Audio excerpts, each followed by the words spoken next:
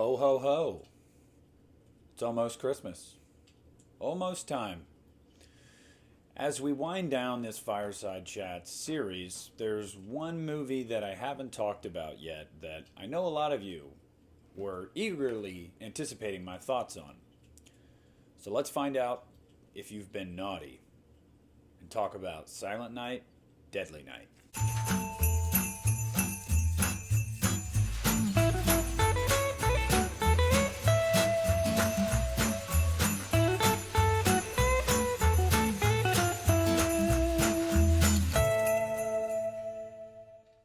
Ho, ho, ho, everyone. I hope your bells have been jingled. I hope the mistletoe's been hung.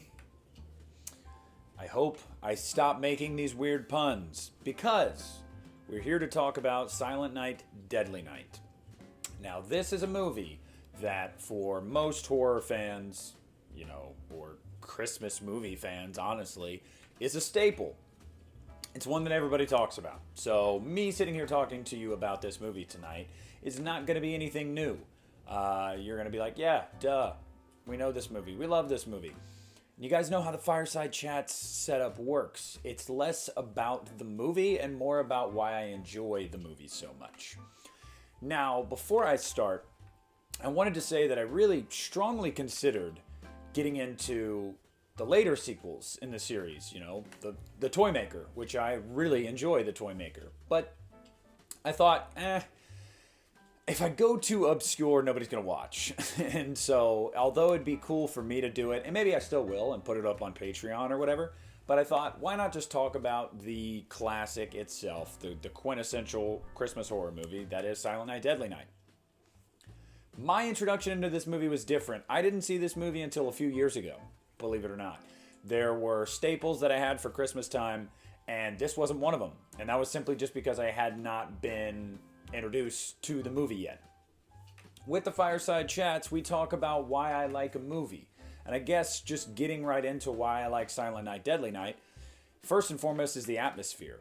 This is a movie that looks like Christmas, that feels like Christmas, whereas some of the later sequels kind of lose that, which is funny because it's Silent Night, Deadly Night. It's based around Christmas, about Christmas.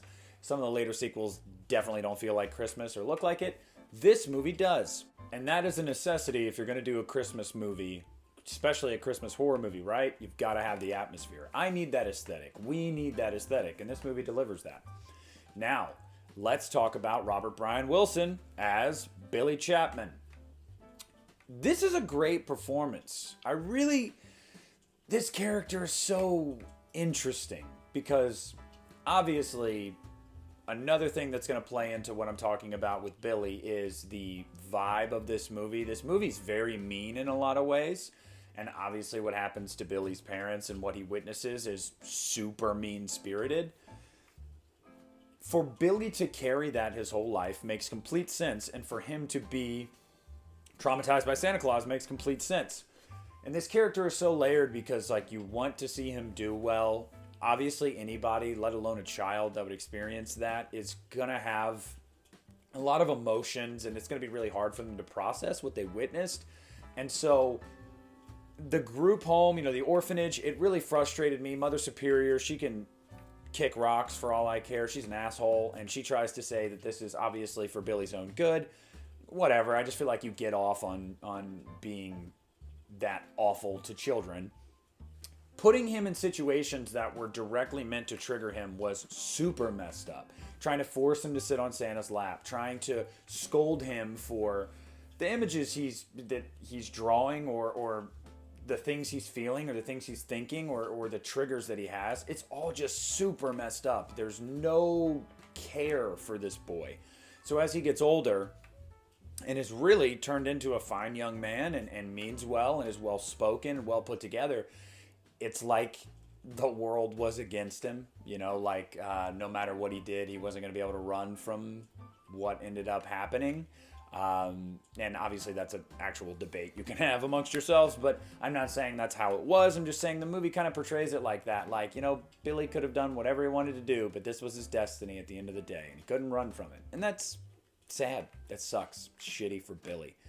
I gotta say, the kills in this movie, there are some deliciously gory kills in this movie. I really, really like the effects in this movie.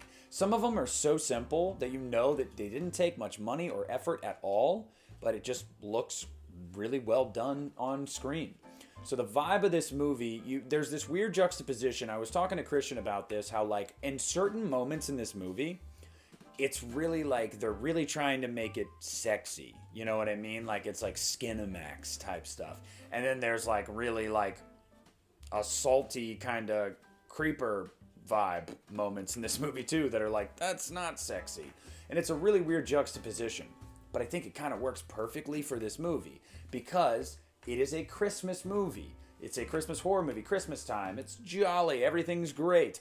Juxtaposed to, oh, but there's a killer dressed up as Santa Claus on the loose. So it's kind of like perfect, like the perfect marriage, I guess, to have those kind of two vibes butt heads.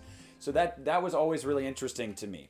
But like I said, I love the gore. I love some of the kills. I love the mean-spirited nature that's behind some of the things in this movie. I love that. I love the atmosphere of this movie.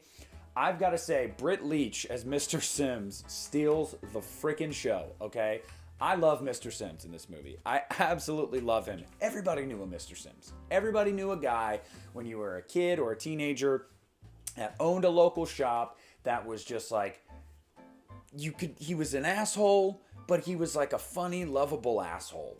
And over the top and, you know, got a little too sauced up sometimes and would say and do dumb shit, but you knew he meant well at the end of the day. Like, we all knew a Mr. Sims. And Britt Leach is amazing as Mr. Sims in this movie. He steals the show. Silent Night, Deadly Night, for a lot of reasons, being the tragic tale that it is of a boy that was kind of set up to fail and how the world was against him and didn't understand him and he wasn't properly nurtured or cared for the way he should have been given what he went through. It's like when he has his turn, like, you're like, I mean, yeah, what'd you guys expect? You don't defend the guy, you don't say it's right, but you're like, I mean, yeah, I kind of saw that coming based off the way this shit was going. Obviously, gotta mention also Linnea Quigley in this movie as well. But I just think that this is all that in a bag of chips when people talk about Christmas horror movies. It has the direction, it has the kills, it has the performances, it has the atmosphere, it has the vibes. It's got a shitty mother superior that you just want to slap across the face. It's really got everything. I mean, as the sequels went on, I'm not going to talk about part 2 in depth, but as you guys know, it's mostly part 1. Just reused. And obviously Eric Freeman has, you know, gives a very memorable performance in that movie for how over the top it is. Ha ha ha ha ha ha. Like, you know what I mean? So, but that's what people really remember about Silent Night, Deadly Night Part 2.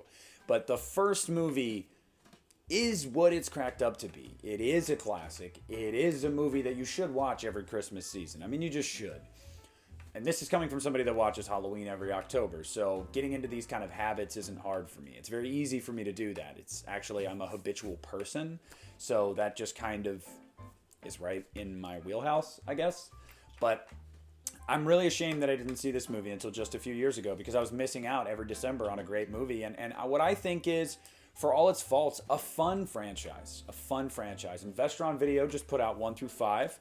And I've seen a lot of people posting it and whatnot. I have got mine. It's not here yet, but I purchased mine the other day as well because I couldn't pass it up. It was $11.99. I was like, screw it.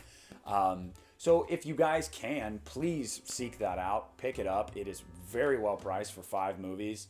And, they all have their charm to them, and there's fun to all of them. I'm not going to say they're all good movies, but yes. So, Silent Night, Deadly Night, guys. If you haven't watched it yet this December, I urge you to before the end of the week, before Christmas. You're missing out if you don't. And if you have watched it already, watch it again, because what do you have to lose? So, thank you guys so much for pulling up a chair to my fireplace and listening to me talk about Silent Night, Deadly Night, a quintessential Christmas horror film. So, follow me on social media. All my links are below. Support the channel on patreon.com. Listen to the Uneeda Horror Podcast now on all audio platforms or watch on YouTube at Planet CHH. And this is Nick at the Lost River Drive-In. I'm pulling out because there's some people that have been naughty. And I got to deal with it.